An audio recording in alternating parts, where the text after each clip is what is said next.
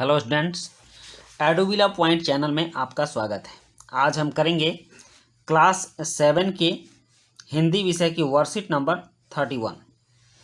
आज की वर्कशीट में हम लोग वचन पढ़ेंगे, शब्दों के रूप, एक वचन और बहुवचन के बारे में। लेकिन वर्कशीट शुरू करने से पहले मैं आपको बता दूं कि आपने अभी तक हमारे चैनल को सब्सक्राइब नहीं किया है, इसलिए आप सबसे पहले चैनल को सब्सक्राइब कर लें, बेल आइकन का बटन दबा दें और अगर वीडियो अच्छी लगती हो तो एक लाइक और कमेंट जरूर करें। आपके लाइक और कमेंट से ही हम उत्साहित होते हैं और आपके लिए रोज़ वर्कशीट लेकर आते हैं। तो चलिए शुरू करते हैं आज की वर्कशीट। आज की वर्कशीट में सबसे पहले हमें पढ़ना और समझना है। देखिए यहाँ लिखा हुआ है, पढ़िए और समझिए। मैं अक्सर वैज्ञानिकों की कहानियाँ पढ़ता रहता हूँ, जिसके कारण मुझे अजीब अजीब सपने दिखाई देते हैं। एक सपने में मैंने देखा कि मैं एक जंगल में घूम रहा हूँ। वहाँ अनेक प्रकार के जानवर हैं, सब अजीब अनोखे। देखा कि मछलियाँ आकाश में उड़ रही थीं। नदी में बंदर और 2 लड़के तैर रहे थे। शेर मज़े से घास चर रहा था। ये सब देखकर मैं ज़ोर ज़ोर से चिल्लाने लगा। तभी मेरे भाई ने मुझे हिलाया और मेरा सपना टूट गया।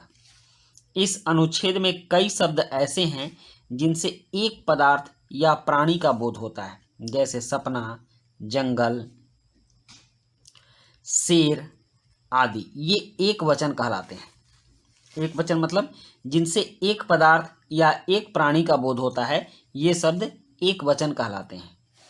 कई शब्द ऐसे हैं जिनसे एक से अधिक पदार्थों या प्राणियों का बोध होता है, जैसे कहानियाँ, सपने, मछलियाँ, लड़के आदि। शब्दों के एक या अनेक होने का बोध वचन द्वारा होता है। मतलब कि शब्द एक है या अनेक है, यह बोध वचन द्वारा होता है। शब्द के जिस रूप से उसकी संख्या का बोध होता है उसे वचन कहते हैं। वचन का डिफिनीशन है ये, इसकी परिभाषा है कि शब्द के जिस रूप से उसकी संख्या का बोध होता है उसे वचन कहते हैं। वचन के भेद। वचन 2 प्रकार के होते हैं, एक वचन और बहुवचन।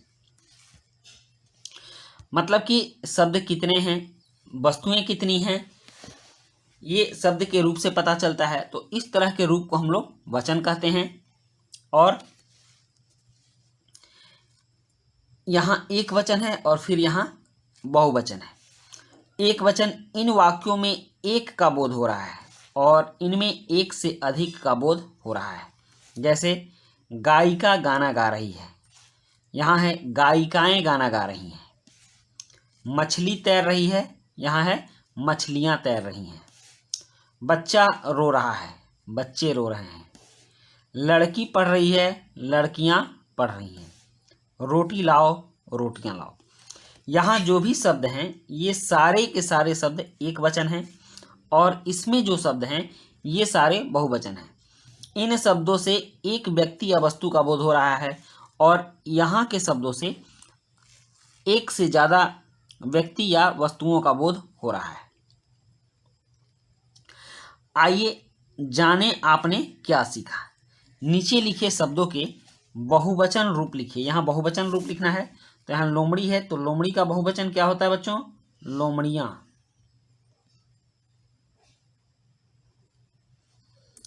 लोमड़ी का बहुवचन होता है लोमड़ियाँ। और पंखा का पंखे,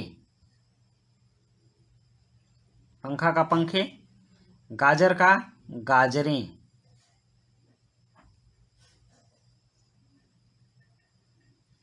घड़ी का घड़ियाँ।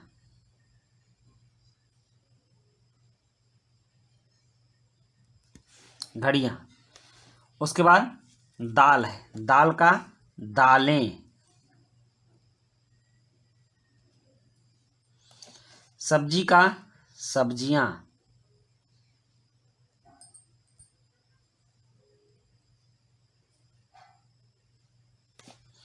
गमला का गमले।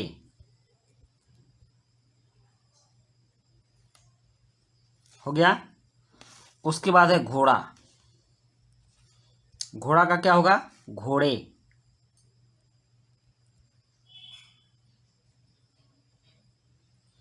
और धातु का धातुएं, सड़क का सड़कें, ऋतु का ऋतुएं,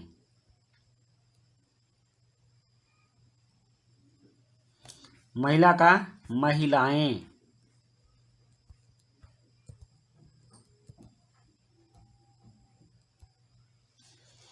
उसके बाद है गुड़िया। तो गुड़िया का होता है गुड़िया।